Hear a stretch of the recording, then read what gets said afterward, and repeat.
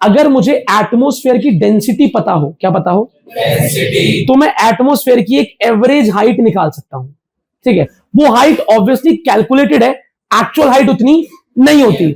हमारे एटमॉस्फेयर में एक झोल है, बहुत बेकार झोल है। क्या झोल है, कोई बताएगा? हाथ ऊपर करो, बताओ। बहुत बढ़िया। हमारे एटमॉस्फेयर में डेंसिटी यूनिफॉर्म नहीं है। यहां अर्थ के पास अगर बात करें, सरफेस के पास डेंसिटी बहुत ज्यादा है। ऊपर जाने पर इतनी कम हो जाती है, इतनी कम हो जाती है, इतनी लाइट गैसेस हैं ऊपर कि ये मान के चलो, अंदाजे से बता रहा हूं, जितना 90% एटमॉस्फेयर का वेट है ना, उतना ही नीचे वाले 10% का वेट है। अगर 100% ही एटमॉस्फेयर है, तो हमारे पास जो 10% है, हमारे जस्ट ऊपर, इसका जितना भार है, उतना ही भार पूरा का पूरा 90% का है जो इसके ऊपर। अगर 10 किलोमीटर का एटमॉस्फेयर है, तो यहां से जो 1 किलोमीटर ऊपर तक का जोन है, इसका जो वेट है, डेंसिटी है, वो इतनी ज्यादा है कि जितनी डेंसिटी इसकी है, उतनी ही पूरे के पूरे आगे वाले 9 किलोमीटर वाले एटमॉस्फेयर की है। तो वो 9 किलोमीटर का एटमॉस्फेयर उतना भारी है जितना ये वाला 1 किलोमीटर का, क्योंकि ये डेंसर है। क्या है? डेंसर। तो अर्थ के ऊपर जो एटमॉस्फेयर है, उसकी डेंसिटी फिक्स, यूनिफॉर्म। इसीलिए जब हम फॉर्मूले से हाइट निकालेंगे, तो वो एक्चुअल हाइट, फिर भी अगर हम बात करें कि भाई हमने अभी भी पढ़ा था लास्ट से लास्ट क्लास में, क्या पढ़ा था कि अगर कभी h हाइट का लिक्विड कॉलम होता है, h हाइट का लिक्विड कॉलम है, तो बॉटम पे प्रेशर कितना होता है? h रो जी। क्या होता है? h रो जी। लेकिन क्या ये फॉर्मूला बस लिक्विड के लिए ट्रू है या किसी भी फ्लूइड के लिए ट्रू है? अब ऐसे तो अपन लोग खड़े हैं अर्थ पर, हमारे ऊपर तो क्या है, अच्छा खासा एटमॉस्फेयर है, हाँ ना बोलो। मान लो यहां तक का एटमॉस्फेयर है, तो इसकी कुछ हाइट मान ली मैंने, h क्या मान ली?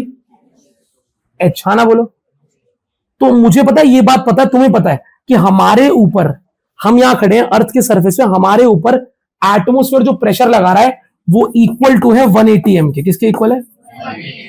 और अगर पास्कल में कन्वर्ट करूं, 1.013 10 की पावर -5, इतना प्रेशर हम पे लगा रहा है एटमॉस्फेयर। ये इसे कहते हैं एटमॉस्फेरिक प्रेशर। सबको पता है, चैप्टर 1 से हम पढ़ रहे हैं कि हमारे ऊपर हमारा एटमॉस्फेयर इतना प्रेशर लगा रहा है, मतलब मुझे पता है कि इस जगह पे प्रेशर कितना है। और अकॉर्डिंग टू फॉर्मूला, अगर h हाइट का एटमॉस्फेयर मेरे ऊपर है और उसकी डेंसिटी रो है, तो h हाइट के एटमॉस्फेयर का प्रेशर कितना होना चाहिए? h हाइट के फ्लूइड कॉलम का प्रेशर कितना होता है? h रो। तो यहां पर भी h हाइट का फ्लूइड है, बस गैसेस है उसमें, तो उसका प्रेशर कितना होना चाहिए? अगर मैं इस पॉइंट को a मान लूं, तो a पॉइंट प्रेशर होना चाहिए h। किसी को आपत्ति? पर मैं तो पहले से जानता हूं कि इस पॉइंट पर प्रेशर कितना है, 1.013 10 की पावर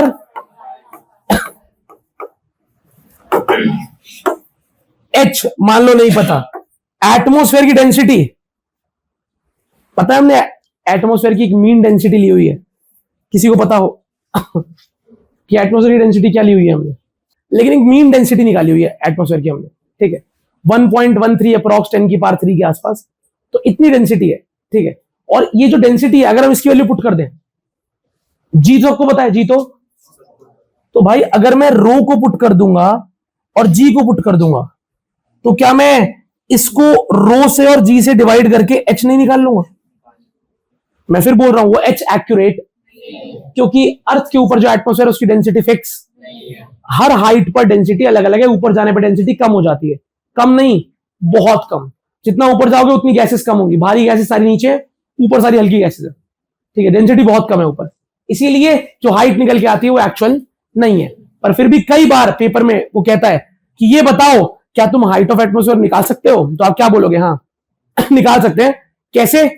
एटमॉस्फेयर की हाइट को h मान लिया, उसकी डेंसिटी रो दे रखी है, जी तो जी होता है, और हमें पता है कि हमारे ऊपर प्रेशर लग रहा है कितना, 180 m, यानी 1.013 10 की पावर 5 पास्कल प्रेशर हम पे लग रहा है।